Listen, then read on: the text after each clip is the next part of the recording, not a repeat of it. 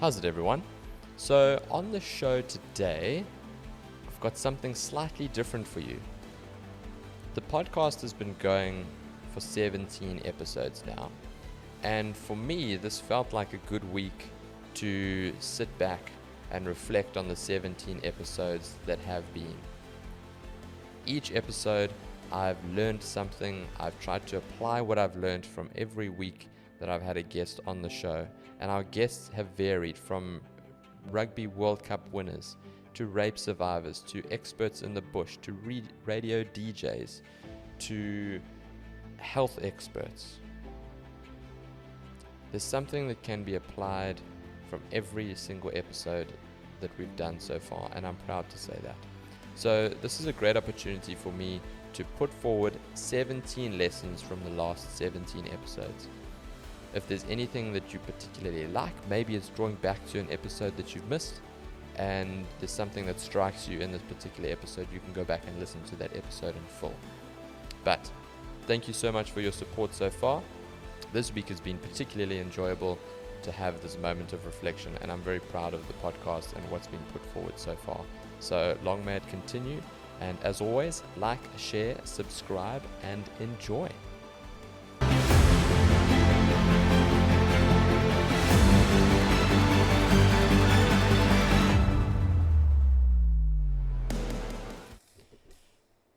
Alrighty, so first episode was with Springbok winger and multiple Currie Cup winner and Supersport pundit Odwa Ndungane. Now, there's something always very significant about the first episode or the first time that you decide to do anything, because what we covered in this episode in particular is being willing and able to be the fool or the novice before you become the expert or the savior. And that's very important with starting and undertaking any new project, goal, objective, etc. So this is something you can apply to anything. It could be fitness, it could be overcoming a fear of something, but you have to start, and you have to accept the fact that when you start, it's not going to be fun. You're going to feel like you can't do it very well. You're going to be maybe a little bit awkward or nervous, self-conscious, self-aware. But just by starting, you've already exponentially increased your chances of being successful at that venture. Just by starting, because most people don't even get to that point in the spectrum. So this was definitely very significant for me in this episode, and I felt tons better once I'd completed it, because I was now underway. I was off the mark and things were rolling. But something that Odwa said right at the end of the episode, which I thought was very poignant, was never despise the day of small beginnings. And that's exactly what I've alluded to here. Embrace the small beginnings. Embrace the fact that you're starting something new and everything that comes with it. Because you're less likely to give up after that if you know and expect what it's going to be like. And you come to terms and you accept that. I'd like to note as well the difference between a small beginning and an insignificant beginning. There is a fundamental difference there. This was a small, significant beginning. This was something that I've been wanting to do for 5 years, and I just never plucked up the courage or put it off, procrastinated, whatever word you'd like to use for it. The reality is it didn't happen. I kicked the can down the road for 5 years. So, albeit a small beginning, it was a significant beginning. And that's what I'd like you to ask yourself. If you decide to undertake anything noteworthy and to start something new, make sure that what you start is a small, significant beginning. So that for me just sums it all up. Now all of a sudden you don't want the 10 million rand. Sums it all up that and also a lot of things in life that are free, we take for granted. Yeah, 100%. Getting up in the morning, go for a walk, and coming to gym. A lot of things that we take for granted, and we always focus on the small negative things. Yeah. Things that don't really matter. So, yeah, I'm excited for you. Yeah, Firstly, thank you, man. Appreciate that. I'm really excited of the journey that you are embarking on. I know it's going to be such a successful time. It's going to be such a fulfilling part of your life. I'm quite happy to have been the first one to officially open this road. The Xpect Performance Podcast. The Xpect Performance Podcast. And one thing I always say is never despise the day of small beginnings. Because one day you will look back at this and be like, probably when you have a whole building of radio station. So episode 2 was with dietitian Danielle Fenter. Danny has been writing the meal plans and offering dietary advice to the Sharks Rugby Union for many years, and she continues to work in private practice with diabetic patients, general weight loss and wellness patients, people that are looking to gain muscle as well. And she's also got an app that's doing very well and is getting some really good traction. So you should check her out on dannyhealth.com, I think it is, or at dannyhealth on Instagram. But very important from this episode, what I've learned here is the emphasis that she made on meal planning and systems. So what we spoke about in detail was setting yourself up for success through creating a framework or a set of systems that are going to give you the best possible chance to succeed. Essentially, it's making successful decisions convenient. And that's rooted in a book called Atomic Habits by James Clear, and he discusses what creates a habit. And the 4 parts to a habit is the cue, which is the cue that triggers the brain to a certain behavior, the craving, number 2, which is the motivation behind the habit, the response, which is the action itself, and the reward, which will satisfy one of 2 purposes, either to satisfy us or to teach us. He then goes into detail about what should you do to make or to create a new habit, a habit that you want. So number 1, make it obvious. That would be addressing the cue. Make it attractive, number 2. So what do you crave? Make it easy and accessible, number 3. So is it easy to do? And 4, make it satisfying. So what would be the reward should you undertake that new habit or to perform that act? The other 4-step process is 1, to break bad habits. So action steps number 1, make it invisible. So make it as inconvenient as possible. So for example, if you have an issue with chocolates or Cokes or fizzy drinks, then to make it inconvenient would be to not have it easily accessible in your pantry or in your fridge at any given stage. Number 2, make it unattractive. So what can you do so that you don't crave it anymore? So let's say if it's a fizzy drink, it might be because you're actually legitimately thirsty. So one would take a look at your hydration. Are you drinking enough water? And in actual fact, what you're looking for is something to crave the thirst, not necessarily the actual taste of the Coke. Number 3, make it difficult. So how can you make it more difficult? How can you make it inconvenient? to have that can of Coke or to have that chocolate. And make it unsatisfying would be the fourth action step, which is what can you do to remove satisfaction from the habit. So therefore, creating some kind of negative consequence if you had to have a chocolate, a Coke, a cigarette, a whatever, attach something to it to make it not as appealing. And that is something that's very crucial to setting yourself up in any scenario for success. So meal planning from a dietary standpoint would be essential.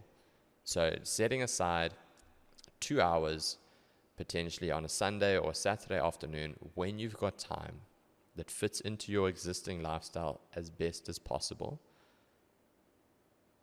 Create and sit down and figure out what do you want to eat that's healthy. How often do you want to have those meals? Measure the food out, write it down, buy the groceries, and then make the food just like you would attend a personal training session. You simply must dedicate that same time allocation to prepping your meals so that you go to what's convenient on a Monday, Tuesday, Wednesday, Thursday, Friday at lunch, at work especially, because the meals are already made. So listen in. This is the sound bite and the video from Danny explaining this all, and I hope you enjoy it and I hope you learn from it. You want to make sure your children are okay. Let's say mothers, they might be cleaning the house, making food for everyone else, thinking about themselves last. So I think no one just practices enough self-care. Okay, interesting. So when it comes to self-care, time management is crucial. So from your experience, what are time-effective ways to stack the deck in your favor to eat as healthily as possible? So meal planning, and it actually takes quite a bit of effort or thought to actually go, I'm definitely going to book off this amount of time on a Sunday, on a Saturday, whatever day it is, and do some sort of planning. This is actually what I'm going to cook my family, or this is what I'm going to eat. I need to buy these things from the shop, and I'm going to make them so that I know at least on Monday, Tuesday, Wednesday, I'm going to eat healthy. And I always say Monday, Tuesday, Wednesday because food generally lasts 3 days in the fridge. And then, the whole, I don't have enough time to eat lunch. I tell people just to put 15 minutes in your diary for yourself, whatever time that is, 12:30, 11 o'clock, 2 o'clock. Sit down, eat slowly, and enjoy your food. But I think the only way to do it is to set up some sort of plan, because if you don't have a plan, you'll never get there. Which, on the back of my wall, behind my desk, I've got, I don't know if you've heard of James Clear, Atomic Habits. Yes, I've read Atomic Habits, yeah. I love that book. Yeah, me too. So he's got, you don't rise to the level of your goals. You fall to the level of your systems. Exactly. Which is powerful. So, I have a goal of drinking more water, and I never reached my goal ever. So then I thought, okay, what's the system? I need to buy some water bottles. I've got a water bottle on my desk. I've got a water bottle next to my bed. I fill them up with water every day and I drink them. So I'm actually just following the system. I'm not even thinking about the goal, but I've reached my goal. So I think people need to create systems and actually sit down and write what they need to do to achieve the healthy eating. And if you just follow the system of, like my system, normally it's a Saturday, what am I going to make? I'm going to buy the food tomorrow, and tomorrow afternoon I'm going to make it.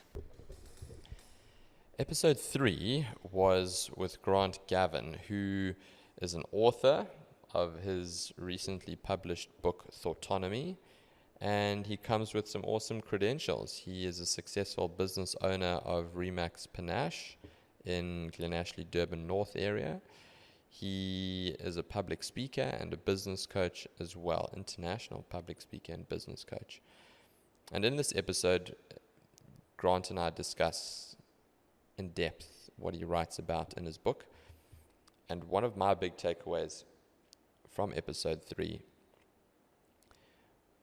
was when he started to speak about deciding what you want. And we can be guilty of this as South Africans. Because of everything that goes on around us, there's so many negative things pulling us in different directions, overwhelming us with uncertainty, that it's difficult to sometimes narrow in, put the blinkers on, and hone in on what exactly it is that you want from your life. And that's what he discusses.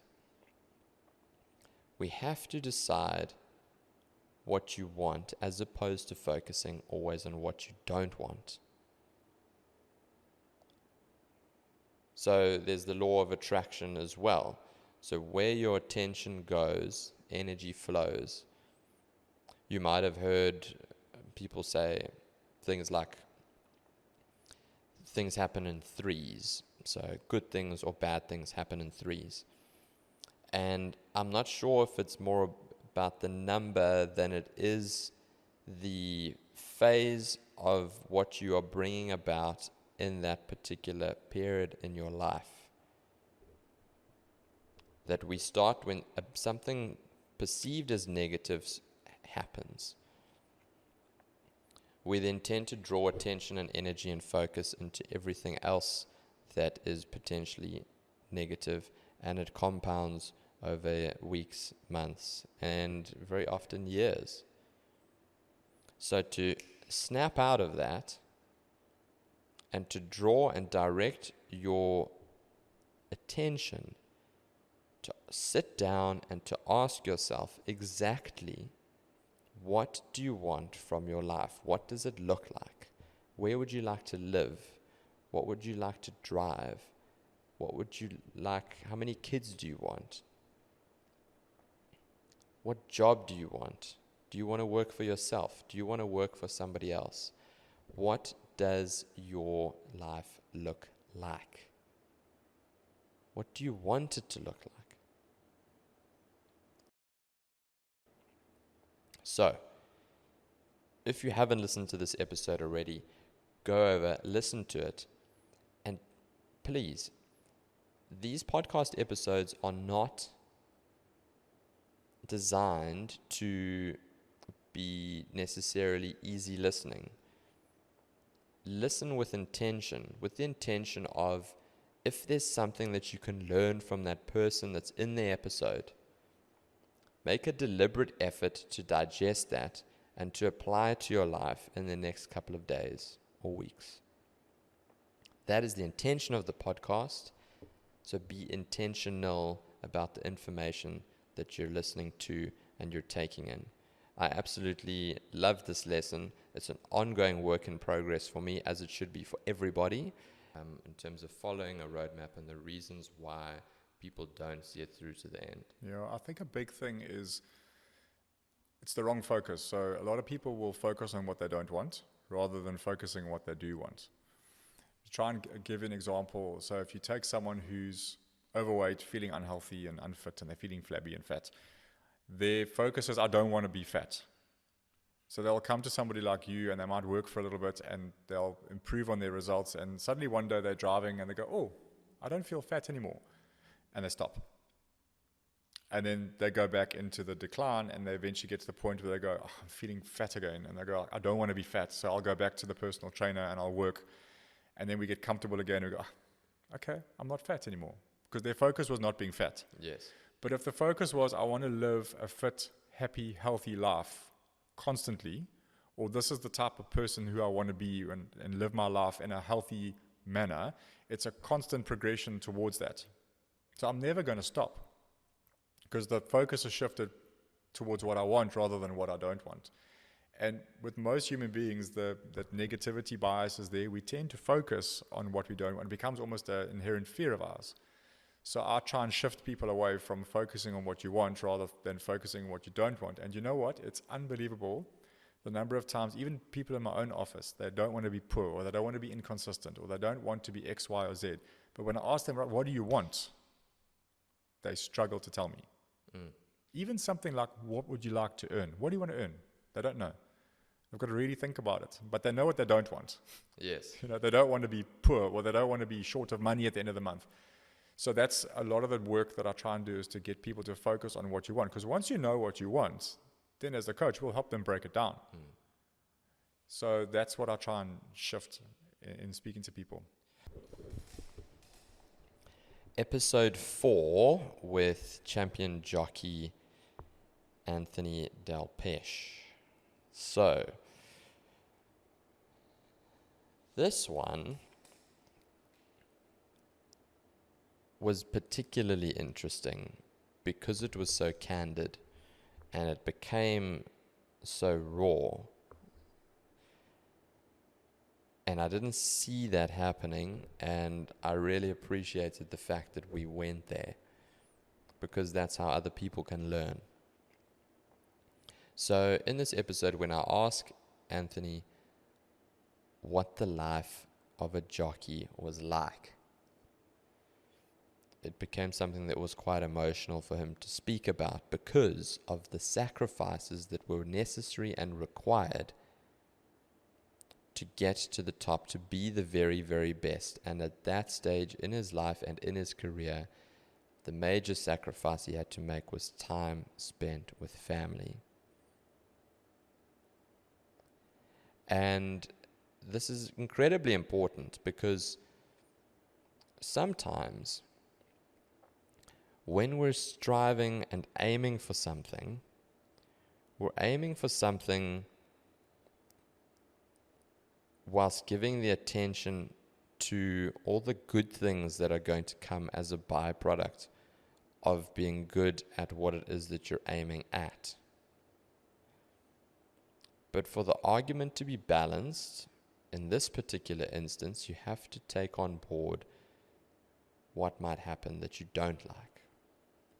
What are you prepared to give up to achieve that end goal, objective, lifestyle, etc.? Because sometimes the collateral damage does not warrant the end objective.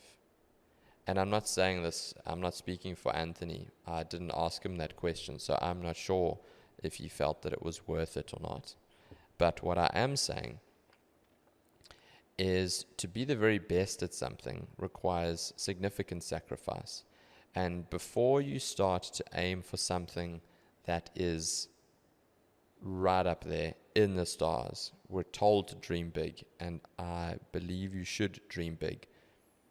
But have big dreams with a realistic mindset of what comes as a byproduct of those dreams should you achieve it.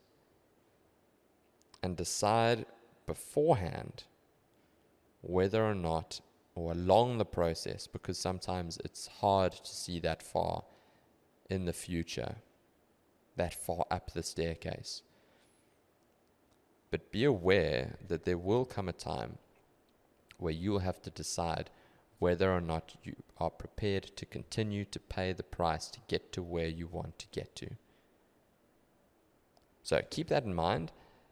My dad being a jockey, I thoroughly enjoyed that episode. I found it very interesting. There are loads of other nuggets of information, and this was a toss-up between one of two other points that I learned from this episode, which was sometimes you have to train your entire life to be at the right place at the right time for your life to change.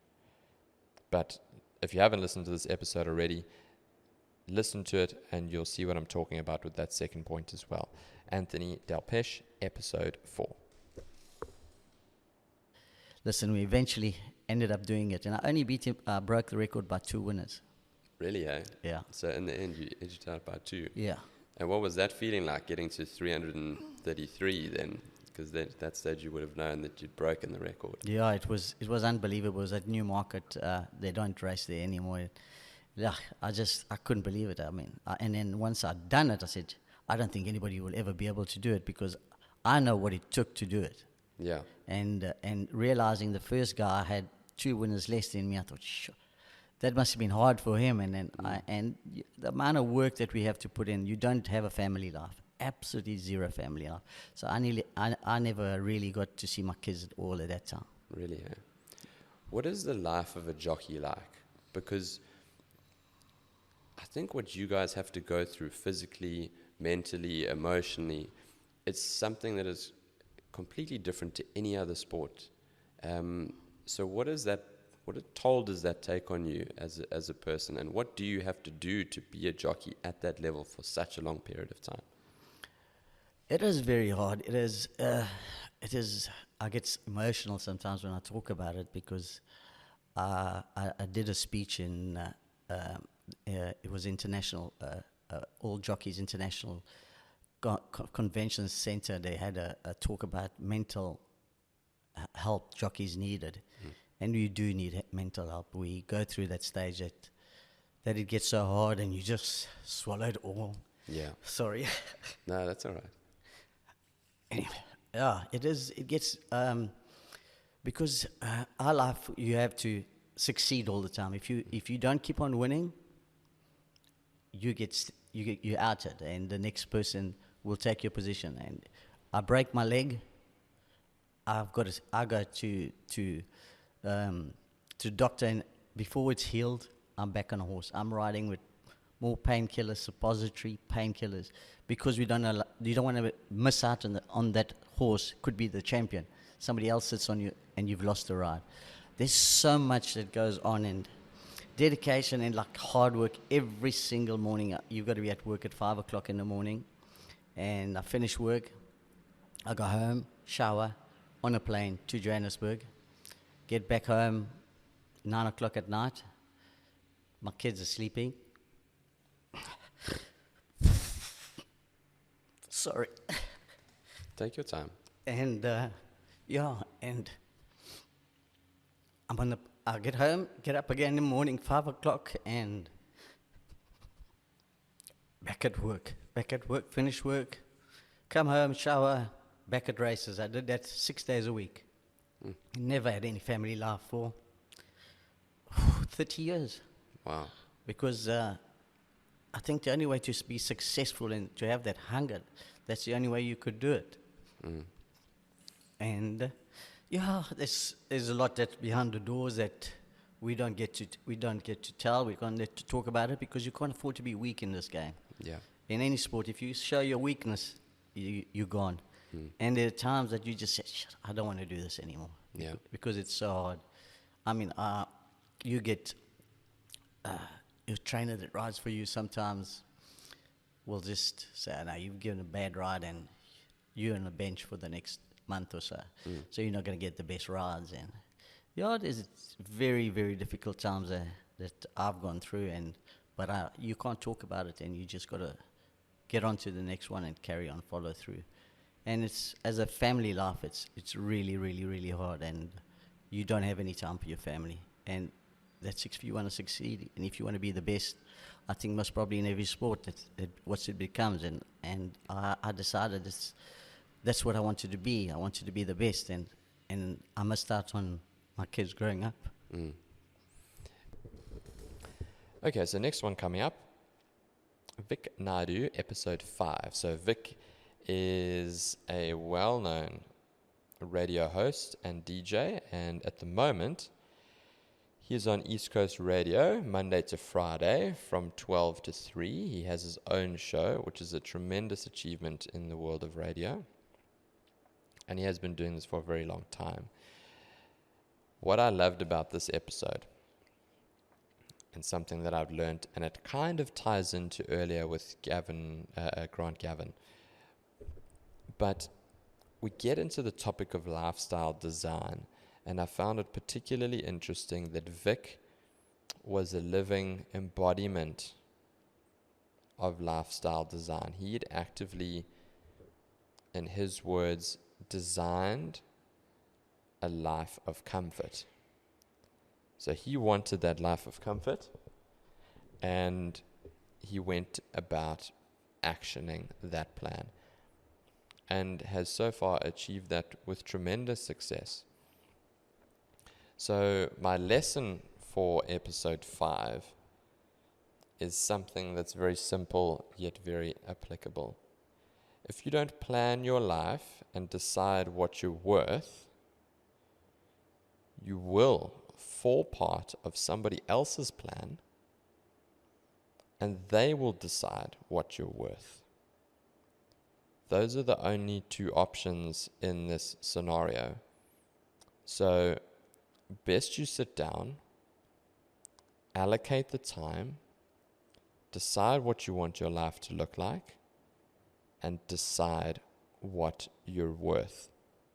And if you have a tendency to underestimate your worth and your value, you need to invest some time, energy, and attention, and maybe seek out professional advice on how to fact check yourself and how to realize and become aware of just how much you're actually worth to other people and how awesome you actually are. Because you need to know that to then start to dictate what you're worth to other people in your lifestyle design. So, absolutely love this. Episode 5 with Vic Naidu. Listen up, and here we go. I've realized I have, and it works different. What success looks like for people, it's different for everyone. Exactly. And for me, I'm okay with coming home after a radio show and having an hour nap and feeling lazy or watching my favorite TV show. That's how I've designed my life. That's how I've built my life. I've built my life in comfort, and it's okay to stop feeling ashamed for how I'm living my life. And then I'll do that, and then I'll make dinner, and then it's like my self-care routine, and I'll think about what's going to happen on the show the next day. Sometimes I will also listen to the show to see where I can improve. And yeah, I keep it very simple and easy now, because that for me is what's important for my mental well-being, my overall health and well-being. And I'm learn to stop feeling guilty for creating a life on purpose that I did. Yes, that's comfortable. You've done it intentionally. Yeah. You've decided, which is something that very few people do, by the way. Hardly anybody actually. Everybody will tell you what they don't want. And this is something I learned from an earlier episode with Grant Gavin, which I'll include in the show notes. But take your attention and focus away from what you don't want. People always know what they don't want. They don't want to be poor.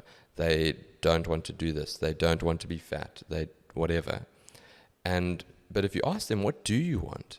Actually, very few people can answer that question. And that's the first stepping point. That's the first checkpoint for self-improvement and living a life that you want to live. And you've done that, by the sounds of things, very well. You've looked at it and said, okay, this is the type of life that I want to live. This is how much I'm going to need to make to satisfy that lifestyle. This is how I want it to work. And you've gone about your business. Totally. I love comfort, and like that's what I've done. I've made sure my life is as comfortable and easy and nice as possible. And success looks like different things for other people. Some people may need to work like 12, 13 hours a day. They need to wake up at the crack of dawn.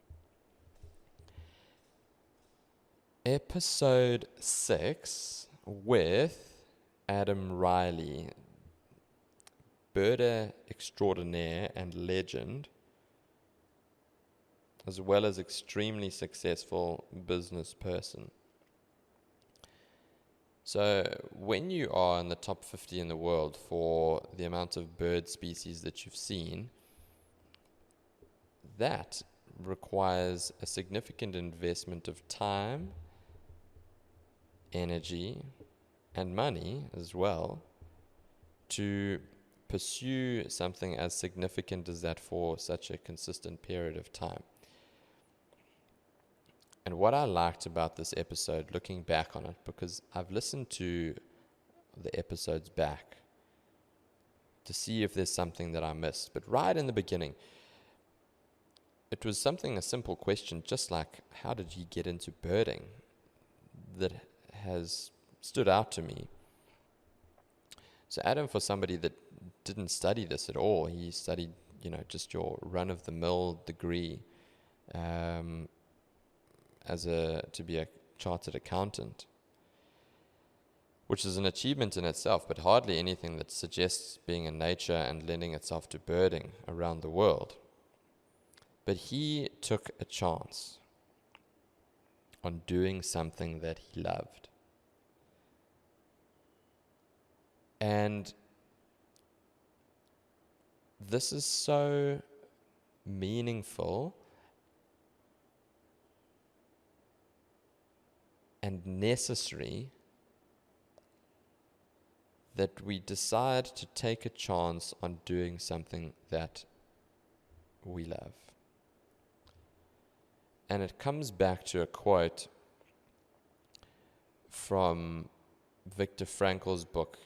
If you've listened to any one of the episodes, there's a good chance that I've mentioned it because I've read it so many times. And it is one of the best books ever written. Viktor Frankl's Man's Search for Meaning. He questions the theory of living life to the fullest on the premise that you've got one life to live. And he posits that you should rather live a life or live this life as though you've lived once before. And for me, that is just like a mind-blowing reframing of how you should spend your time here. Because what would the person say? What would the version of you that is on your deathbed, that has moved on to the next life, if you had an opportunity to have a conversation with that person now, what would they say to you? Would they say, listen, you were never going to achieve it anyway, so seriously, don't stress. Like, I can tell you now, it's all good. Or would they have said to you, I didn't take that chance, and I wish that I had, because the outcome actually was irrelevant. What I wanted to do was to prove to myself that I would give it a go and then see what path that led me down. And that's exactly what Adam Riley did. And he continues to be a big part of his very successful international birding expedition company. And he continues to live the life that I can only imagine that he dreamed of and more. All because he was willing to take a chance on something that he was passionate about coming out of studying. So, the lesson is take a chance on something that you love. If you can't quit your job, then don't be reckless about it, but start something as a side hustle, as a hobby, with the intention of seeing where it goes. At the very least, you get some enjoyment, you get to be mindful, you get to do something that you find fulfilling, that could fill your cup, that could end up indirectly benefiting and making your current work scenario more enjoyable in any case. So, do that. If you love birds and if you love nature, you should really listen to this full episode if you haven't already. But without further ado, Adam Riley. Good. Why are you good? Why am I good? I'm happy. Life is good. A lot of things have come together, and I'm really enjoying this particular period in my life. That's fantastic. And it's something that is often taken for granted, just being happy. So that's very good. I'm glad things are going well for you. So just to give some background to our listeners, in my research, you studied to become a CA, if I'm not mistaken. That's correct. And then, I did qualify as a CA. Yeah, you qualified as a CA, and then you took a completely different turn in your career. So give some context to, first of all, your studies, how you came up, and then what led to the transition to the path that you're on today. Cool, yeah. So I grew up mostly in Pietermaritzburg and didn't get very far from there. I'm still in Hilton. I've been in that area most of my life. And I came from a family that wasn't wealthy at all. And growing up, I decided I definitely didn't want to be poor. So I did fairly well in academia and decided, okay, what I'd heard is the best way to not be poor was to become a chartered accountant. So that was my goal.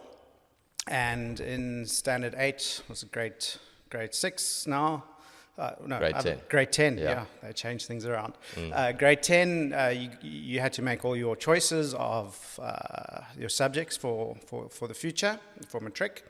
And I cut out all science options. I did, geography was the science, we had to do one of the sciences, and mathematics and accounting. And I was all set to become an accountant after studying through varsity. And at that time in my life, I also was introduced to bird watching. And at that stage, back then, it was not that popular. And I really got into it, and I loved doing it, but I didn't ever consider it as a potential career. So I went through, I did my BCom honors, wrote my board exams, I did articles with KPMG in Pietermaritzburg. And sort of 2 years into my articles, I realized that life behind a desk really wasn't how I wanted to live the rest of my life. And at that stage, I'd got more and more into birding, was doing it most weekends, all my holidays. I'd been on 1 or 2 overseas trips, and it was just such a great passion of mine. And a good buddy of mine, Jonathan Rousseau, had recently qualified as a medical doctor. And we started chatting, and we said, well, let's maybe put our careers on hold for a year or two and start a little company, take people bird watching, have some fun, see a bit of the world, and then go back to our respective careers. And that was in 1998, and we launched Rock Jumper Birding Tours. And 25 years down the line now, that's pretty much what I still do. I haven't quite got back to any other career. I still feel like I'm playing, and life hasn't really got real yet. But it's been an amazing adventure, and I've had some fun times, and fortunately grown Rock Jumper into quite a successful business. That's wonderful. It's so nice to hear somebody who's been able to make the conversion of a passion into a career. So what's the story behind Rock Jumper? How did you get to that name? So originally, we were thinking mostly just Africa, and Rock Jumper is a species of bird. There's 2 of them. They only occur in South Africa and Lesotho, and they're probably one of the most sought-after birds in this country. So for a lot of foreigners coming to Africa, Rock Jumper is one of the key birds that they want to see. So we named it after that, which in retrospect isn't really the best name. I mean, a lot of people get confused with our name and think we do abseiling, or they don't really know what we do. But we didn't get around to changing it, and by the time our brand was really well known, it was too late to change it. So there we are. Rock Jumper Worldwide Birding Adventures is kind of our byline.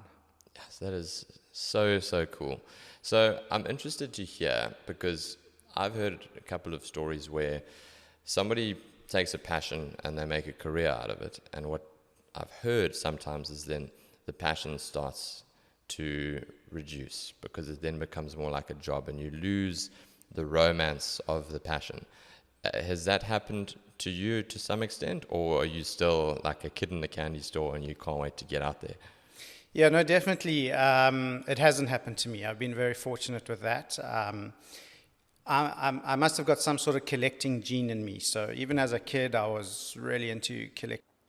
Okay, so episode 7 with golf fitness extraordinaire Garth Milne.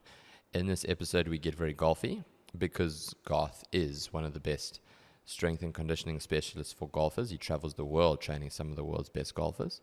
But in this episode, he introduces something that I know is incredibly useful for all of us, regardless of whether or not you're a golfer or not. And it's called the Success Cube. The Success Cube is effectively 6 blocks of Lego. So you want to head over to Spotify and watch the video episode, or head on over to our YouTube channel, Xpect Performance, if you're listening on Apple, because it's better to take a look at this visually. But there's 6 blocks. The bottom block, which is 2, is attitude. And you have to rate your attitude out of 4. And then that's how you position the blocks, offset or not. The next block would then be work rate. So how hard are you working on this particular skill, at your job, at your relationship, whatever. And then finally, skill. So notice that skill is the one that is the lovely one to talk about, and that's where everybody spends their time. But it's the last one to look at from this success cube standpoint, which I think is crucial. So the foundation is always attitude. Now, you can take this, you can buy your own success cube, you can make one at home, you can apply the principles, and it becomes a way more constructive appraisal of where you're at, or where your client, colleague, husband, wife, partner is at. And you tend to remove the emotion and that feeling of being attacked when it becomes an opportunity to grade and to rate. So therefore, we have way more constructive conversations about how to get better, and we don't leave those conversations feeling put down or reduced in any particular way. So head on over to, if you haven't listened to it, or if you have and you'd like to just go to that specific point, it's around the 18-minute mark on Spotify video or YouTube, and enjoy. Speaking of working smart, I love this cube that you've got going. You've got the success cube. Yeah. Is that what it's called? It's called the Success Cube. Yeah, I've got one on my desk here. No, so this is it. So tell me about the success That's cube. the cube. That looks amazing. Okay, so basically what the Success Cube is, it's really simple. As you can see, it's literally just 6 Duplo blocks. I mean, this is what it is, okay? Yeah. But it's really used as a tool, because what it does is it helps define what success is for you as an individual, like in whatever task it is that you're doing, right? So in order to be successful in any task, right, we can basically break down my performance, let's say in a round of golf, or a putting challenge, or a presentation to your board. We can break it down into 3 basic fundamental levels. We've got my skills that I have, we've got my work rate, and ultimately we've got my attitude around that. So, building a success cube like this, if I'm 100% on those 3 levels, I'm going to have a successful cube-shaped block once I'm done with it. If I don't, and if I can say my skills are not optimal, well, then I'm going to build up my cube like that when I do my appraisal of it. And you'll see that does not create a perfect, successful looking cube. Now, again, this is purely a tool. And because it's a manipulative with colors and the sound, it really does stimulate sort of the cognitive side of things, and really opens up your right brain, not just your left. And I must say, I've had some of the most incredibly open, objectively subjective conversations with my athletes. In fact, some of them have been with my 2 sons, in fact, because what the nice thing about the cube is what it does as a tool. If we are talking about, let's say, a round of golf, and I say to you, okay, well, let's look at what you did today, and let's build out the cube based around your attitude, your work rate, and your skill set. Okay? And we now put this cube on the table. We now talk about the cube, not about you as an individual, and I'm not compounding you as a human being. We're now discussing this entity that's sitting in front of us on the table, which is a great way to just extract the emotional, attachment to my performance. And we all know that is the biggest crutch to success, is when you pull emotion into an assessment. Well, then you end up throwing the baby out with the bathwater, and that's no good. And all right, episode 8 with Khomotso Ndongani, the reality TV star and wife of Springbok rugby player Odwa Ndongani, who was in the first episode. She starred in the first season of the reality hit TV show, Real Housewives of Durban. And my lesson from this episode is as follows. You must be able to take the good with the bad. And this is with particular reference to the online space.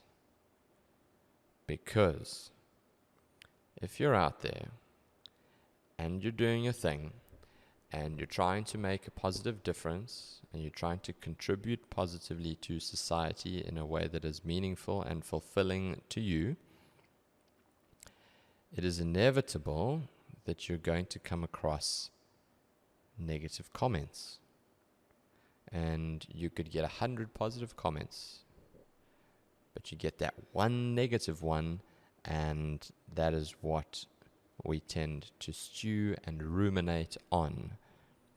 So, just like I said earlier, we have to accept the good with the bad.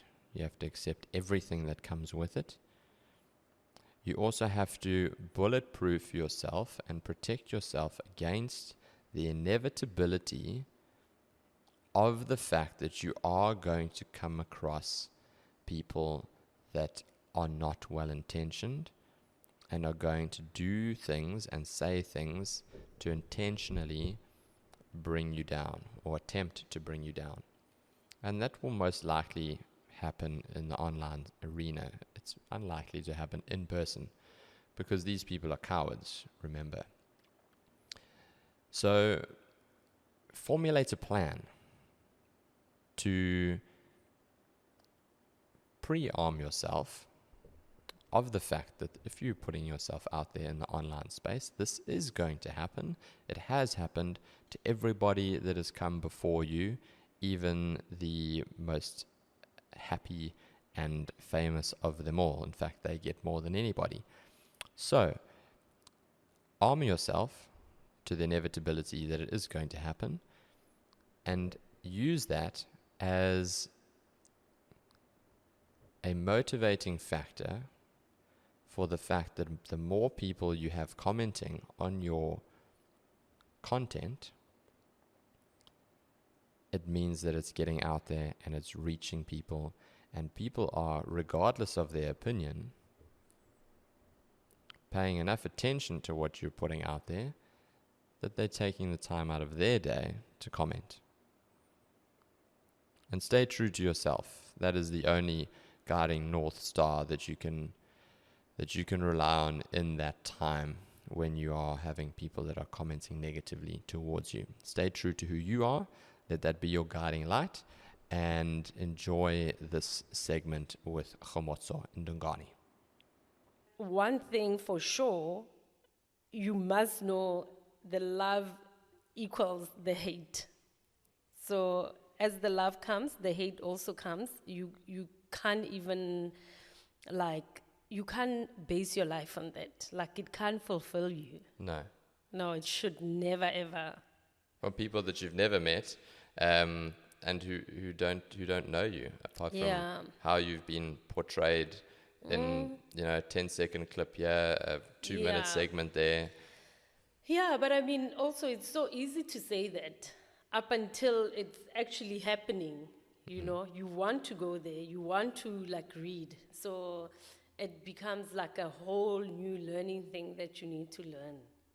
How did you navigate through that roller coaster in retrospect? Because during the time you said you felt a bit differently as it was happening versus now that you've had time to reflect on it a couple of years later. Like I'm saying, it was so different, it was mixed feelings all the time. So when it was good, you feel good, oh yeah, all this love. And then immediately when you read a lot of the negative parts, then it's soul breaking, I don't care who says, oh no, I don't care about those things. Child, please.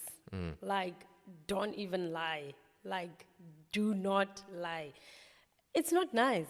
I don't think anyone just goes, oh yeah, I'm so used to it. I've built a thick skin. No. It's you must just not go there. You must just not read about it. Do you know what I mean? Just stay away from the platforms that say negative things, and focus more on the positive stuff. But if you're gonna go in there looking and reading, you are going to get cut. Episode 9 was with forensic pathologist Dr. Ryan Blumenthal, and so far I'll have you know that this episode was the most popular, or is the most popular. So there's obviously something about it that you found interesting, and I found it very interesting too, which is why I found it difficult to narrow it down to just one lesson from Dr. Ryan. But here it is. We do a deep dive in this episode about one of his books around contact theory, or low cards exchange principle. And that essentially is everything that you come into contact with, you leave a trace behind, and that thing, place, person that came into contact with you leaves a trace on you. So you take something away with you. So every interaction that you have with anything, you, one, leave something behind. You, two, leave with something that you didn't have. So consider that when you are involving yourself in anything. Consider that when you're spending time in nature, that you will leave a mark, and it will leave a mark on you. So how does that impact your decision making when it comes to cleaning up after yourself, being eco-friendly, caring for the environment, etc.?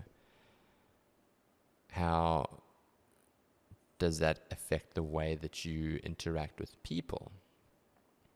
Knowing that every person that you come into contact with, regardless of whether it's your local grocer, petrol station attendant, husband, wife, mother, father, best friend, daughter, son, you leave something behind with them. What would you like that to be? And they are going to leave something behind with you. What are you going to do with that? And in this episode, it was almost serendipitous about how we met and how he came on the podcast.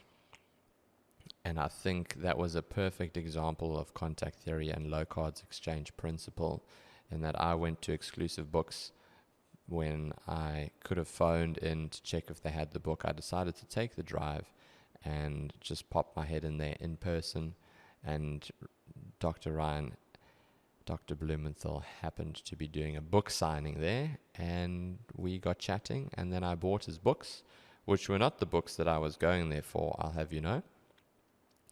And within 24 hours, he was on the podcast, and it is now the best performing episode of the lot. So if that is not a perfect example of low cards exchange principle, then I don't know what is. Listen to this one, and if you haven't listened to the full episode, be like all the other people who've enjoyed it and continue to bump it up, because this is the most popular. Enjoy. All right, so I too am the end result of all my contacts in life. Mm-hmm. And my book is a masterclass in low cards exchange principle. Every contact leaves a trace. If you go to a death scene, you leave something there, or you take something with you. And I argue in my book, I mean, the argument is so strong, because it's actually all about the epilogue, but I'm building this strong argument through the book that is inescapable by the time you get to that epilogue. It's concrete. So I've set you up, I've schooled you, and then it's about the epilogue, and then it's inescapable. I mean, the argument, there's this thread running through, and I prove that health, relationships, and work are affected by contact theory. You are the end result of all your contacts. Your contacts make you who you are. They also constrain who you could have become. It will affect your happiness, the way you grow old. Everything is contact theory, every pollen grain. And so you ask me now about my life and what I'm coming into contact you. And everyone has their risks. Every field has its risks depending on its context. So the E thrombosis person, that's their hazards, that's their risks sitting. I've got my risks and hazards, of which I discuss in the book. If you're collecting bat dung in the caves for fertilizer, you've got certain risk factors like cryptosporidium. So you've got to know your risks for your work that you've chosen. And that's why forensic pathologists, you need an idea of highway design, of people's folkways, the risks and hazards of every profession. All of these things you need to have this medical detective mindset for. Yeah. You mentioned in the book a couple of those instances, like where, like digging into people's pockets and the risks that are associated with what might be there. Something as extreme as what's inside a person's stomach, such as explosives, as an example. So, excuse me, those are a couple of things that did you have to deal with personally, or was this colleagues of yours? Well, I discuss rookie mistakes in the book. So you never put your hand in a pocket. There could be open needles, syringes. You never know what's in a pocket. A tissue where they've coughed up blood with tuberculous bacilli. We've seen fully cocked and loaded guns fall out of pockets, sharps, knives. And in some countries, they want to hurt medical personnel. There may be explosives in the body. So it's by the grace of God that you go into an autopsy, and that's why we want to diminish risk as much as possible.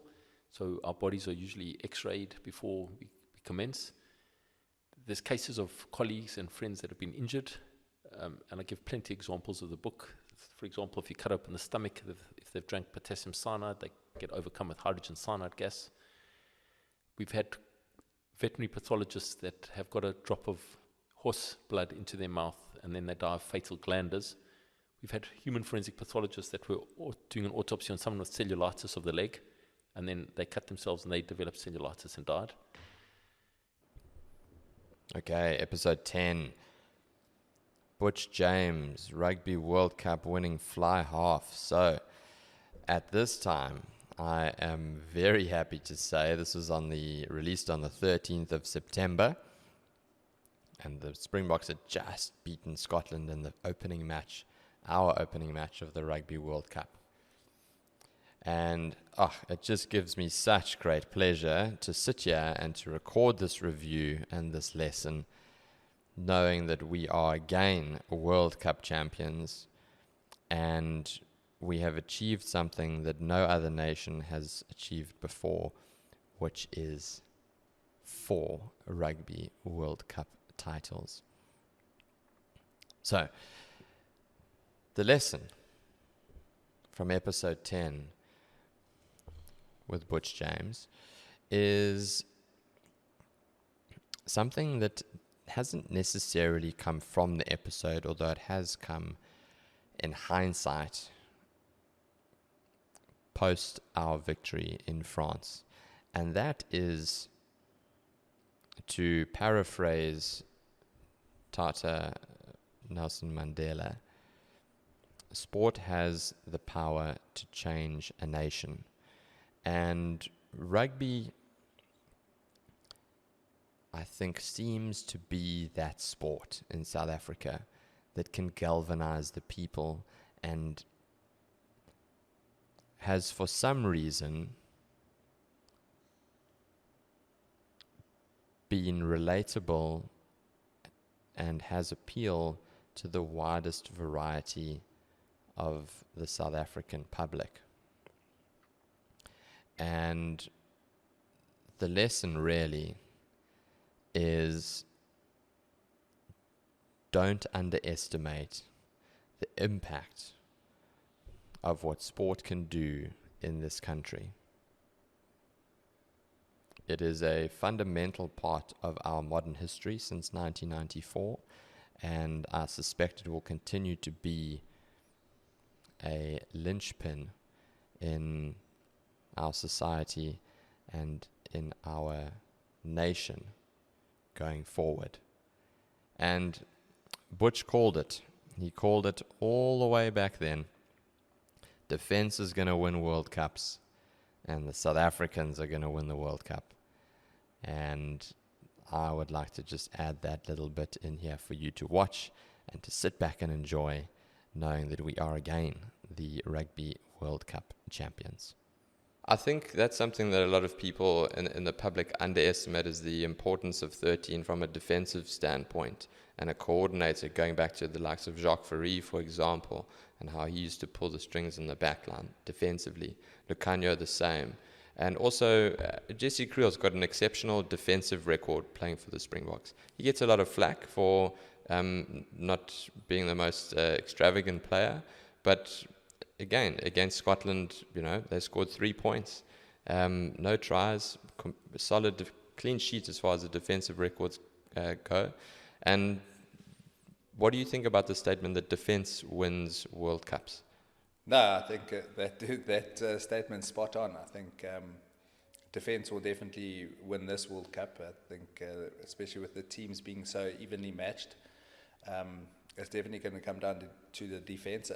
Just on Jesse, I thought he was outstanding again on the weekend. He made that big ball and all tackle, I think it was on the number 8 Dempsey on the weekend, where he read it so well and made the right call, got up there. They had probably 2 or 3 man overlap. So it's a really important position. You've got to make the right decision and also close down the space. So Jesse does it really, really well. So yeah, for me, if your defense is no good, you've got no chance of winning a World Cup. And I think that's probably our biggest strength. Nice. And finally, on the spot, who's going to win the Rugby World Cup? South Africa. South Africa all the way. All the way. I agree. Thank you very much. Pleasure. Bush, thanks for being here. No, thanks, Clint. It was lekker. Episode 11 with Mark Nicholas. This one was interesting because although he is revered as probably the best cricket commentator in the world for, I would say, at least the last 10 years, this was the episode so far that I was the most nervous for.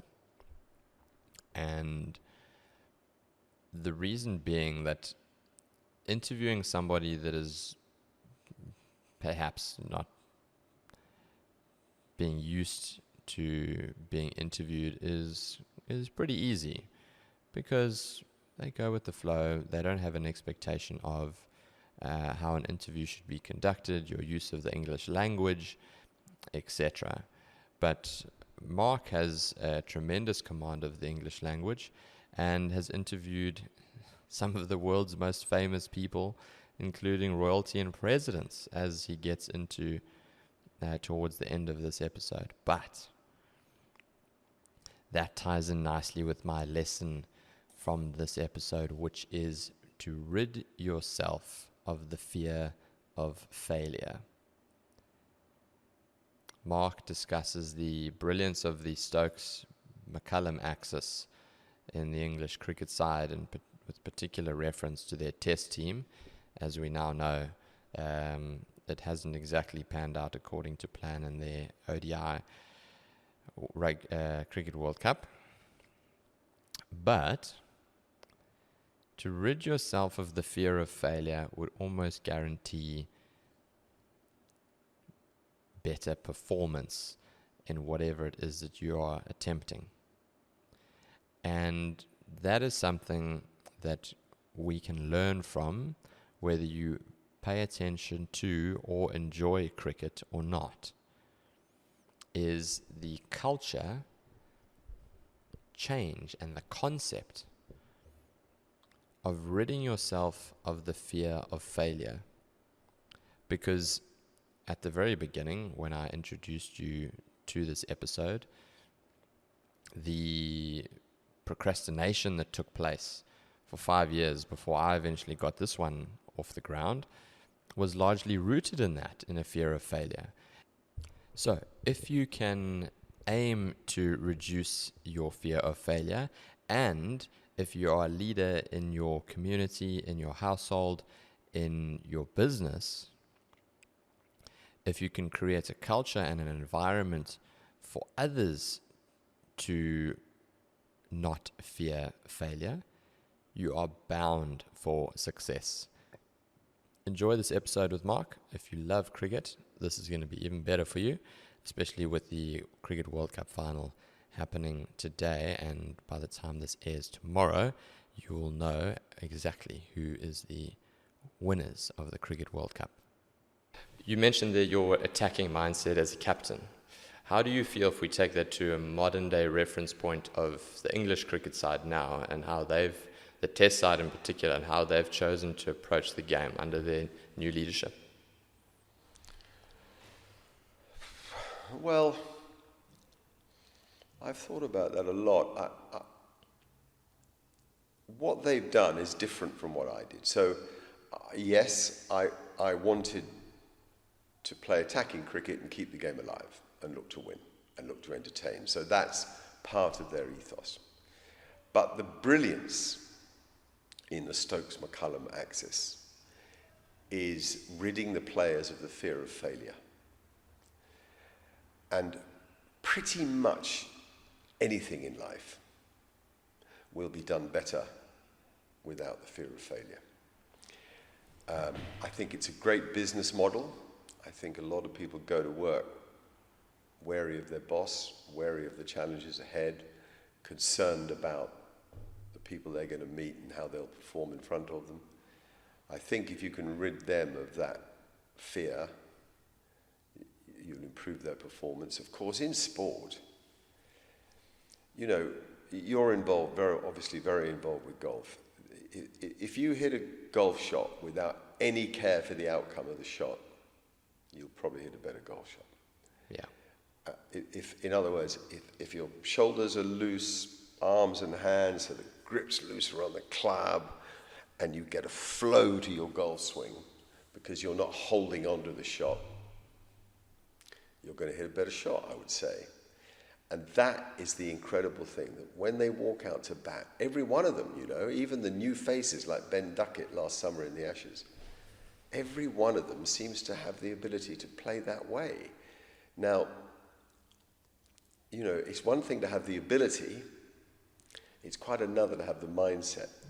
To add the mindset to the ability, and then see them when they're out, not look especially bothered, as if it's all fine and it's part of the master plan, is genius. So though I hear what you say, there was an element of the way I went about my cricket that could be related to the way they go about their cricket. If I would say at times I was guilty of putting people under too much pressure.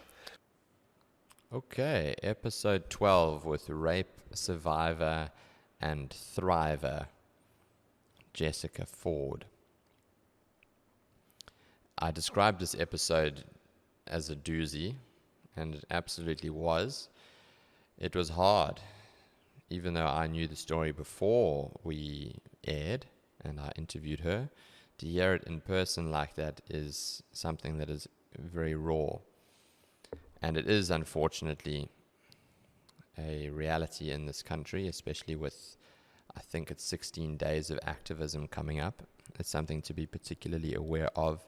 And just a quick pitch that if you are in a position and would like to donate, contribute, or offer your services to the Jessica Ford Foundation in any way, they have a tremendous goal and a tremendous vision for what they'd like to achieve in the community, and any help would be appreciated. I'll attach it in the links below in the show notes, but I think it's called the 100 Club, where you can donate 100 Rand a month, or you can get in touch with them directly and find out how you want to contribute. So, the episode taught me a lot,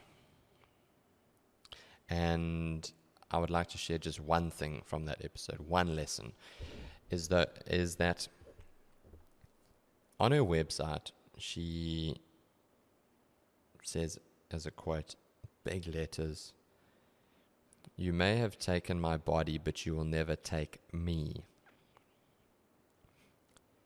And that is something that is so profound, because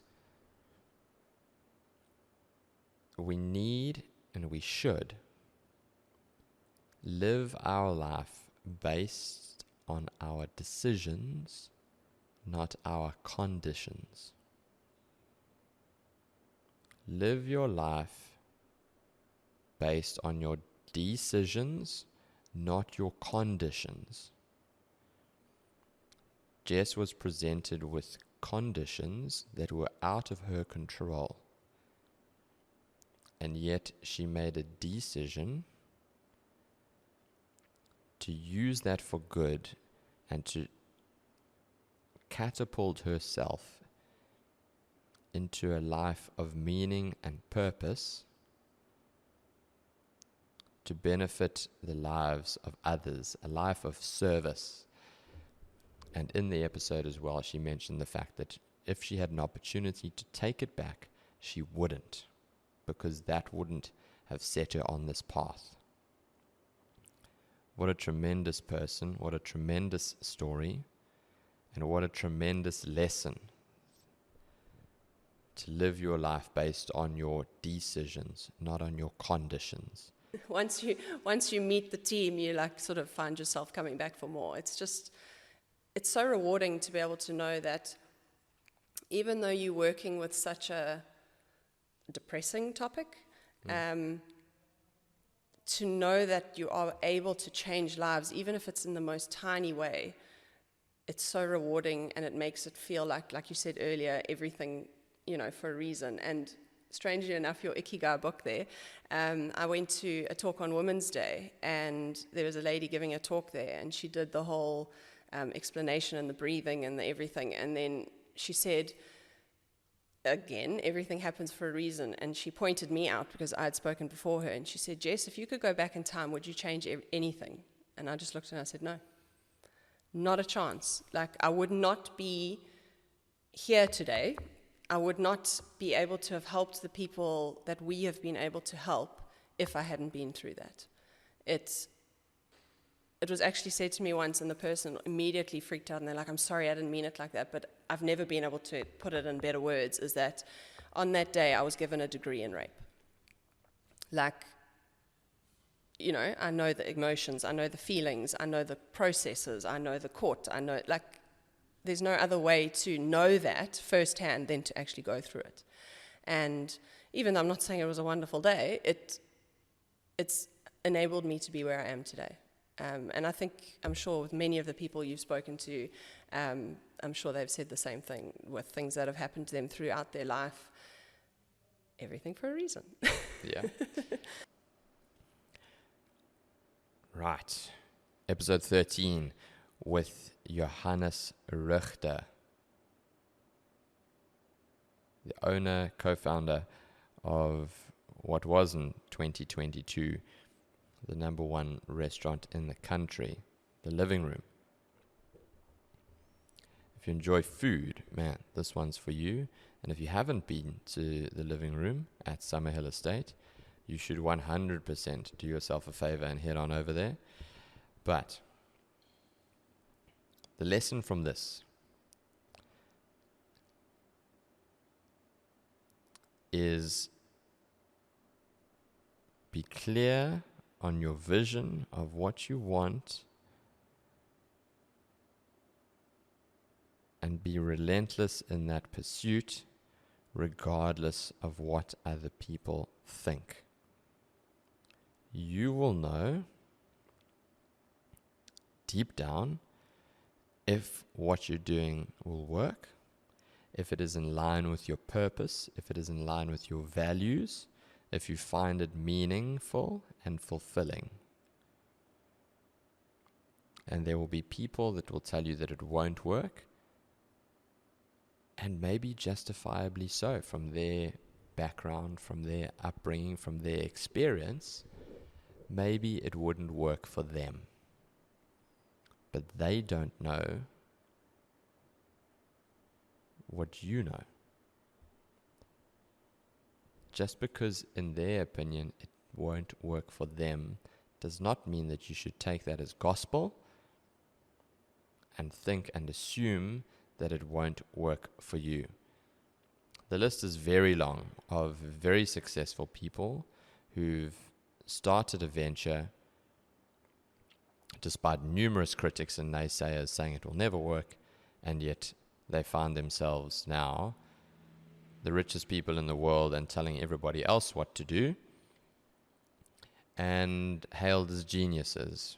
by the same people, undoubtedly, who said that it would never work in the first place. So if you've got a vision, if you've got a dream, and you are confident, you've done your research, you have outlined all the possibilities that you can possibly think of at the time with the information that you have available to you at the time, and you still believe in your heart of hearts that it is going to work and that it can be of service to you, your family, and members in your community, your customers, then go for it. Don't let anybody else talk you out of it, because you will find an excuse not to do it the more you dwell on what the naysayers have to say. So that's the lesson from episode 13 with Johannes Richter. Check out the living room and enjoy. Fantastic. So the living room, when did you start? When did it start? When did you realize and put into action that this is your baby going forward? So the official opening of the living room was in August 17. 2017? Yeah, August 17. Mm. And we had trialed a couple of ideas previously to that, where we for instance, we tried a sharing concept, and then we tried reinventing more classic kind of Durban dishes and serving that, but that also didn't work out because it just felt a bit cheesy and didn't really materialize the way that we wanted. And then after about six months of trying, then the living room was opened, and in those 6 months we obviously invited a couple of guests to soft openings and the likes, and everyone was pretty convinced that we were going to fail. Really? Yeah. Now, everyone said, everyone was very skeptical about Durban understanding what we do, and didn't give anyone the credentials, especially from a local market point of view, that this actually has a place in the Durban market. When you say everyone, is that your close circle, friends and family, public? No, I think from friends and family. I think everyone always believed in us, to be honest. But it was more from a public perceptional point of view, where everyone was just convinced that the only reason fine dining works in SA is if you've got a big influx of foreign nationals to kind of fall back on, because South Africans as such aren't into fine dining, with that also being a bit of a tricky term. But especially multi-course degustation menus, and obviously a lot of time goes into that. The produce that we source also comes at a price point, so the price of these menus is also, to come have dinner with us is definitely not a cheap experience. But I think if you understand the whole spectrum that we're working with, and you understand, the intellectual property that goes into it, the skill that goes into it, the time that the whole team of now nearly 20 people puts into basically each dish, then you also understand where the price point kind of fits in. Yeah, and I think the key word there for me, having come to your restaurant a few times, is experience. I think when we go, every time that Lisa and I have been there, it has been exactly that. It's an experience. It's not just you being served a meal and then I hope you enjoyed your meal and then off you go, see you next time. The attention to detail, the difference, the array of flavors, the aromas, the service, everything, the pairing. So that takes time and it costs money and you pay for an experience. And you get, I think, more than enough value, personally. And obviously a lot of other people feel the same way because you're still going strong. Yeah, no, very much so. And there's no looking back. We've, I think, established ourselves quite nicely on the local market, and still to date, I think 85-90% of our core clientele are locals. We're happy that things have materialized in such a positive way. So, the lovely story about the living room is it actually was your living room growing up? Yeah. To give some context to people that come and visit the restaurant? Yeah. Really? Yeah, I mean, that's, I think, one of the reasons why there's also so much heart involved. And, I mean, everyone from our front of house team to the people in the kitchen are really vested in what we do. And there's a lot of heart in everything that, everyone contributes. And I think that also makes the space that we have authentic. Yeah. Episode 14 with triathlete, Paralympic athlete Mhlengi Gwala. If you're not familiar with Mhlengi's story, then head on over to the episode, and if you haven't listened to it already, listen to it.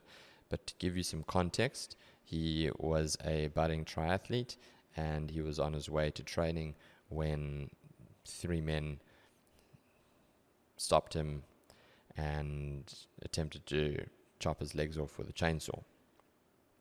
Yes, you heard that right.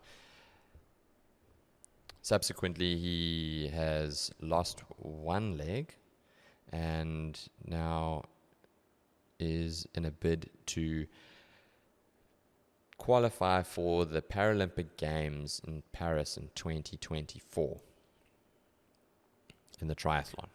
So, lesson from episode 14 with Mhlengi Gwala is as follows.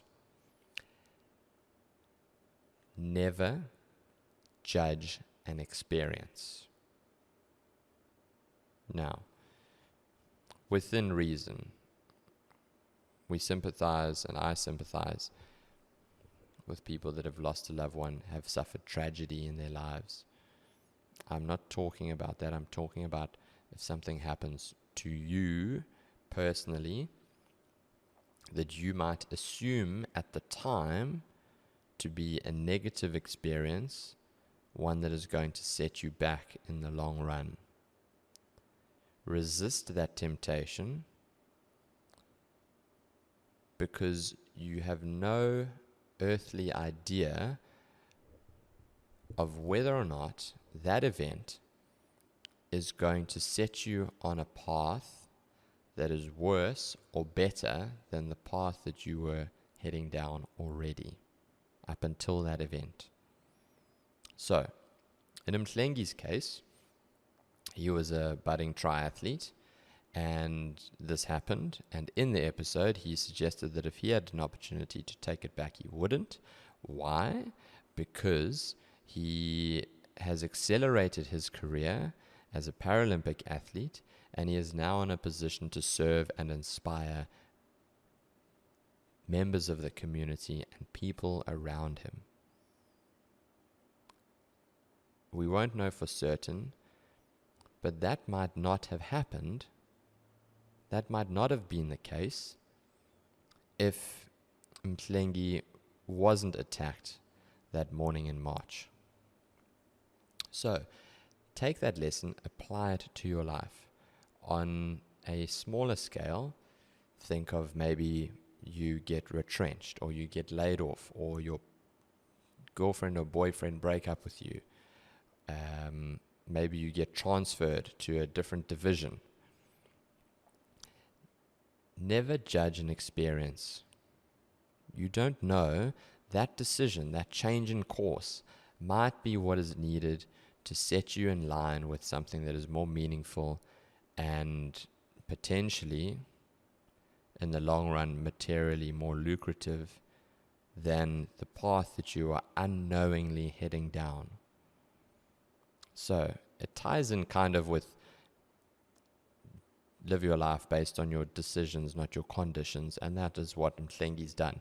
He made a decision to lead his life a certain way in the wake of that tragedy, and you should do the same by never judging an experience. To work. I know I'll make it. I had somebody on the show last week, Jessica Ford, and Jess Ford was raped by 4 or 5 men in Shongweni, okay? And this was in 2008. She's opened up the Jess Ford Foundation, which helps rape survivors and rape awareness. And where I'm going with this is somebody asked her, if you could take back what happened to you, would you take it back? And she said no, she would never. because that event made her the person that she is, and she was able to change lives and inspire people because of that event. Would you say that that's something that you can apply to you? Yeah, me too. I don't think I'll take it back because that event, I would say there was a reason behind it. So, and then at the same thing, I wanna ask question why me. Mm-hmm. So all my hard live or hard experience. So there's a reason behind it. So it's not for you. It's not for anybody. It's for me. So if it's for anybody, maybe you won't survive on it. So I don't think, and as she said, there's so many people that see my story and get inspired. So like her Yes. story also. So And yeah, I found your story very inspiring, which is why I reached out to you to have you on the show. yeah. So I don't think I'll take it back. And I don't wish to be to be another person that had my injury. Because maybe, as I said, maybe he won't survive on it. Yes. So, and then when I'm thinking, because as I said, that's the way I grew up. The way I grew up, I think it was a preparation all of my journey. Because I don't want to say we didn't have a nice life or whatever, but my life was like a hardcore life. So you have to be hard, you have to be Tough. So if you're not tough, you won't survive. So there's so many things we did. There's so many things that made me very strong until today. So throughout your life, it sounds to me like you grew up with adversity, and that made you tough, and that has enabled you and given you the skills to be able to deal with hardships that come your way, to be resilient, to rechannel your energy and to refocus, to achieve another goal, to overcome the odds. Yeah. And it sounds like what you're aiming to do next year, that podium and Paralympics, it sounds to me like that is something that is so worthwhile. And I think that given what you've overcome in your life already so far that we've spoken about, that you've shared with me, it seems like something that you could definitely achieve. Definitely. Because of the mindset and because of the toughness that you've developed over the years. Episode 15 with Jane Linley Thomas. She has graced the airwaves of KZN for 20 years. So if you've driven in a car or you've had the radio on in your home, there's a good chance that you have come across Jane numerous times over the last 20 years. And in this episode, Jane and I discuss mental health, in particular men's mental health, but it applies to everybody. And the lesson that I've learned or that I've taken away from episode 15 is it is okay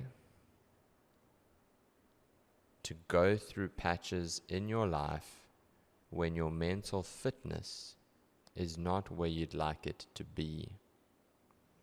And I use that word fitness because fitness implies that it is not an event. It is an ongoing pursuit. There is no end game, as Simon Sinek would say in one of his many excellent books. It is an infinite game. There are going to be ebbs and flows, and it is something that you consistently have to work on and pursue and develop your toolbox through which you can get the most out of your mental fitness so that you can, one, live a meaningful and fulfilling life, and two, you can contribute positively and live a life of service to those around you. And this is something that is incredibly, incredibly important to a meaningful life. It's outlined extensively in numerous books, such as Ikigai, as well as that documentary on the Blue Zones that is currently on Netflix at the moment. living a meaningful life and living a life of service and being part of a community is crucial to being happy. And you can't do that unless your mental fitness is where you'd like it to be, or at least close to. So, remove the stigma. If you feel like you are battling mentally, going through depression, if you feel like you need to talk to somebody, understand that if you are going through it, many other people have gone through it already. I've had 2 bouts of depression, and the second time I made a decision to not withhold that information from other people.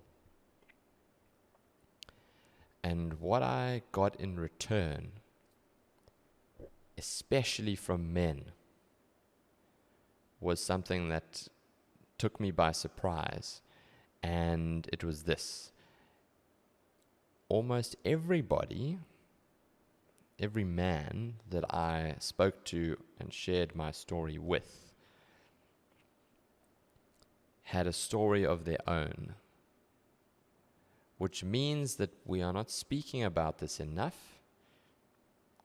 Men are not seeking help often enough, because the men's suicide rate is 4 times higher than women, despite the fact that the depression rate is higher in women than in men. And there are reasons for that, which we get into in this episode, but I won't divulge that at the moment. But the point is, creating awareness, understanding that it is okay and that it is a passing phase and that you need to get help and you need to speak to somebody who can help you with it so that you can move on and you can enhance your toolbox, create more tools that you can build a life of resilience to when things are not going according to plan, and you can live a life of meaning and value and serve others. I went on this mission and I kind of approached 30 KZN men and said, would you be cool to come and play? So first of all, holding space and then giving permission to play has just been wild to watch men from all walks of life walk into my studio and just experience that. And then to actually have the narrative of their mental health journey underneath the pictures. So every day of November, a different man's profile will go up with a story on his mental health, speaking into his community, which I just think is so valuable. And the narrative that comes out time and time again from things like that was so healing for me. I haven't done that in ages. Thank you for that energy spike. I haven't accessed that part of me for such a long time. It's almost like we're sitting in this place of dormancy. We are dormant. Yet when given permission to play, the shift that happens internally is huge. And again, it's got that domino. It just goes all the way through every cell of your body, into every room that you walk into. It's energy. So I'm really on a mission to tell stories that are important, that are hard stories, give people access to hard stories. Yeah. I absolutely love that, Jane, because it seems to be something that nobody talks about. We talk about mental health, and especially since COVID, etc. But not enough people do a deep enough dive into men's mental health. So I've done some research on the subject, and women are more likely to be diagnosed with depression. Okay. However, that is because women are more likely to seek the help of a psychologist or a doctor. Men are less likely to do that. And because of society expectations, whether it be from society or self-imposed, being the leader of the household, being the man, shrugging it off hard enough, all of that. Consequently, the suicide rate are 4 times higher in men than it is in women. So despite the fact that more women are diagnosed with some form of mental illness like a depressive disorder, the suicide rate in men is 4 times higher. than females. And in South Africa, we're the 10th highest in the world, 10th highest nation in the world as far as suicides go, per 100,000 people. Episode 16 with Professor Shahidul Islam. He is considered in the top 1% of researchers globally on the subject of diabetes, and he is the editor-in-chief for the World Journal of Diabetes. So, what an expert to speak to on the subject of diabetes type 2 in particular and weight loss. My lesson from this one, it was very educational. So if you're overweight, if you know somebody that is, if you're a diabetic, or if you know somebody that is, get them to listen to this episode, please. The lesson is this for me. Simple things done consistently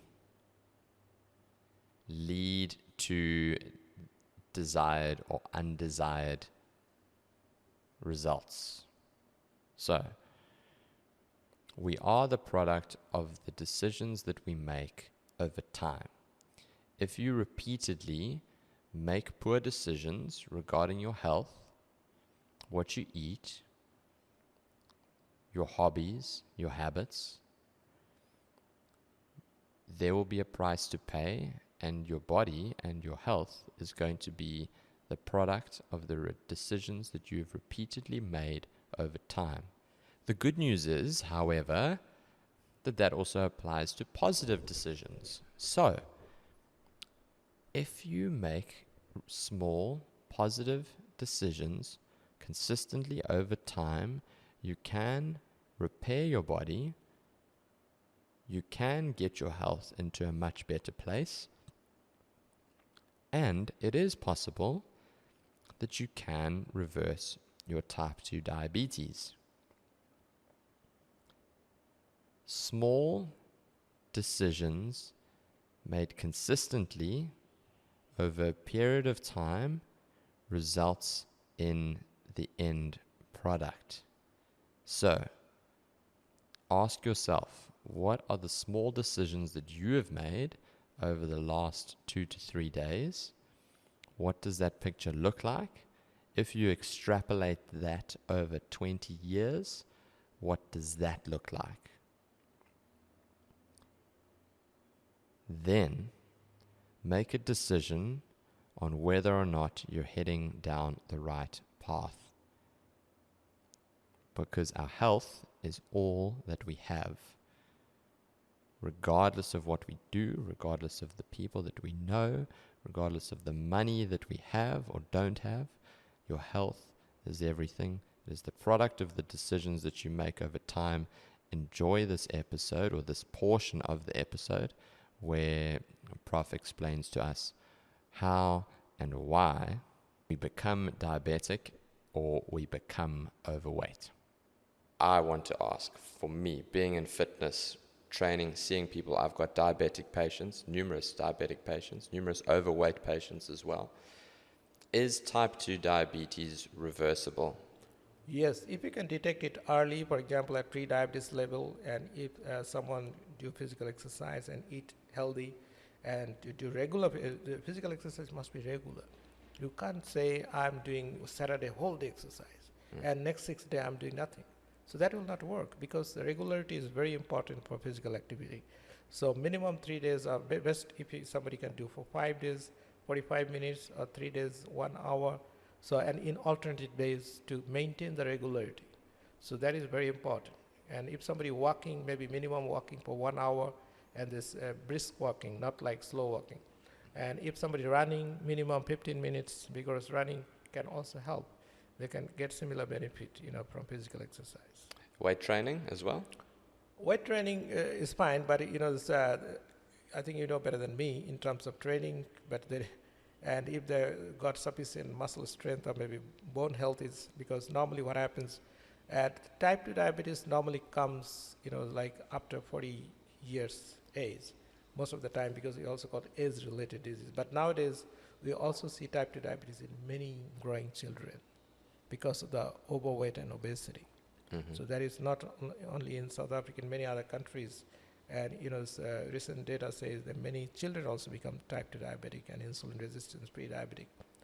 And after 50 years, our bone strength normally goes down for both male and female, but females are more vulnerable than male because of the menopause and many other issues. So if somebody fit in terms of muscle and bone, I think they can do weightlifting or weight training is fine. Okay.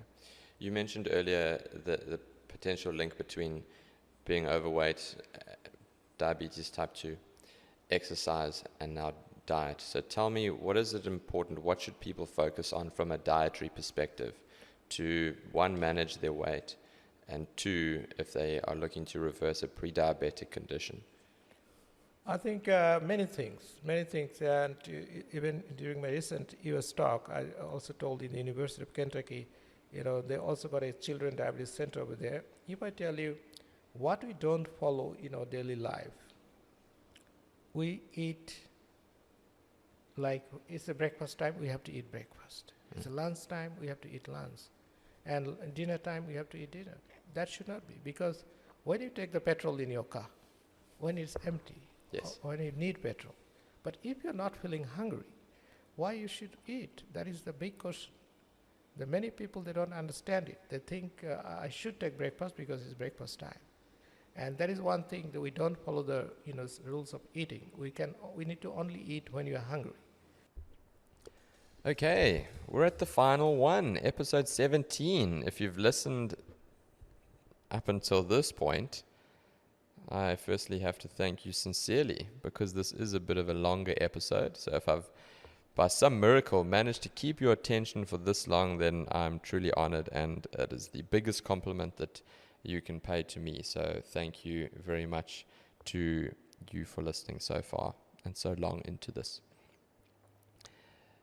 One of my favorites, for certain, because I'm a nature lover, and I always love that survival stuff as well. So this was awesome with Quentin Kutsia, who is an accomplished zoologist, adventurer, survival expert. He was in the survival unit, a captain in the survival units in the SA military, and he also consulted to the British Special Forces on survival, and also an author now with The Buck That Buries Its Poo, which was a fantastic little book about all things African bush veld related, and myths and rumors and facts that you didn't know.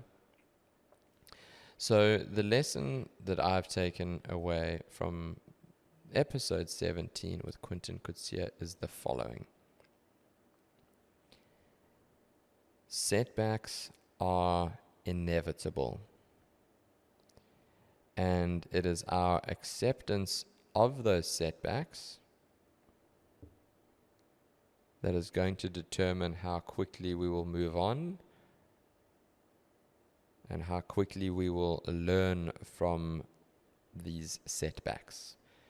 And Quentin describes this so well, him being a SA Hall of Fame public speaker,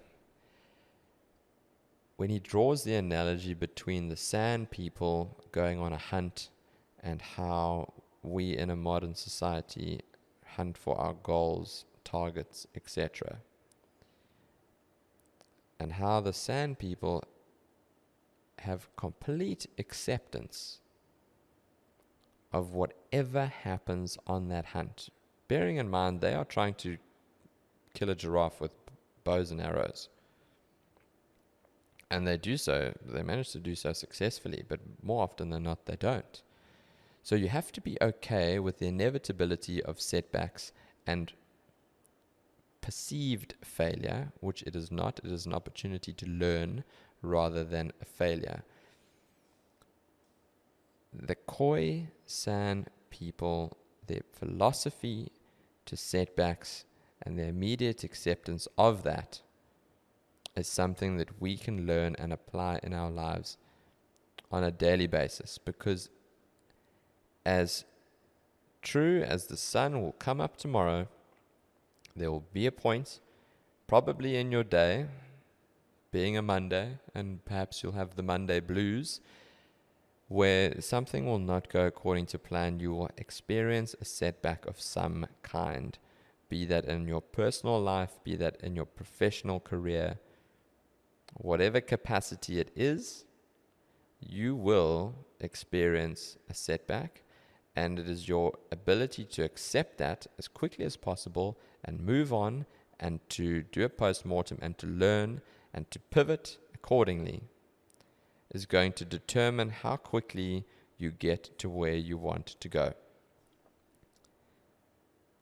Lastly, thank you once again. It is an absolute pleasure, as always, to have you listening into the Xpect Performance Podcast.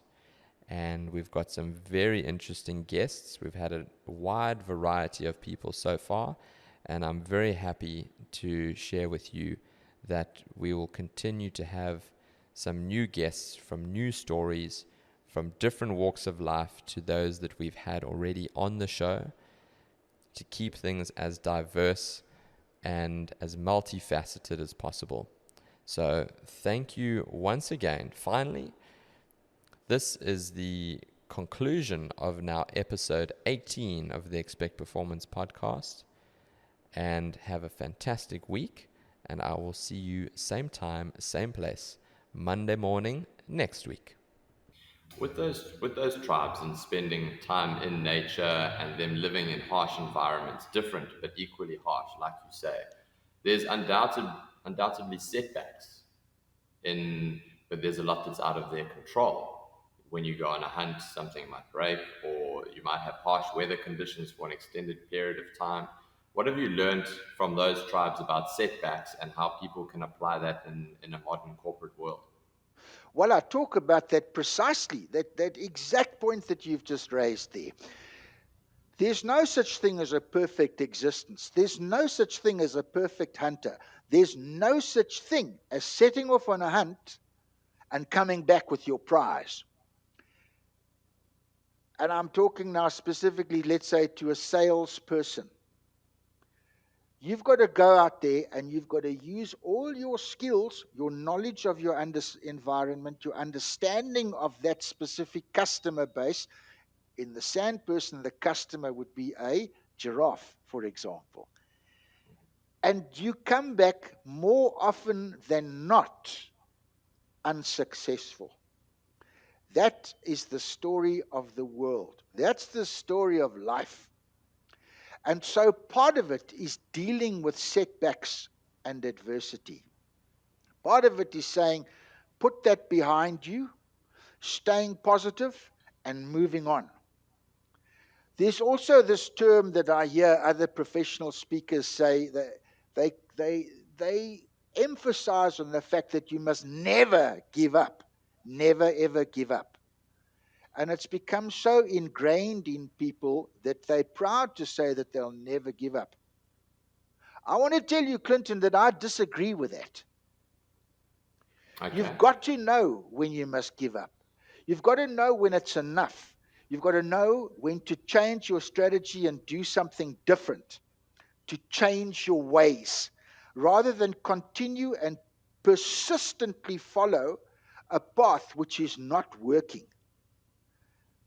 So that's all part of setbacks and adversity. And I think we can learn a lot from the tribes. They will miss their target with a bow and arrow. The target will outrun them. There's not enough hours in the day. It gets dark, and then they snook it because you can't continue in the dark. They've got to now go home. So that happens constantly. And we nowadays take that too seriously. We allow ourselves to be broken. We allow ourselves to get down into the dumps, to say that we failed. It's not. It's how things have always worked. Learn. You never lose. You either win or you learn. So we learn from our mistakes and we continue again. And you've got to keep trying. If you don't try, I guarantee you, you'll fail.